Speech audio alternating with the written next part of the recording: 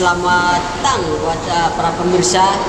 Dihimbaukan kepada semua masyarakat Indonesia bahwa saat ini adalah musim penghujan dan disertai dengan angin kencang. Oleh karena itu diinfokan supaya semua masyarakat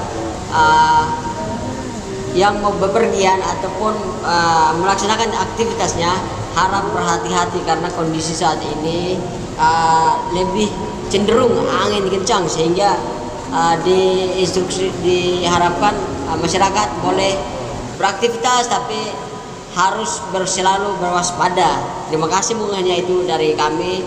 Terima kasih dan tetap berjaga-jaga. Terima kasih.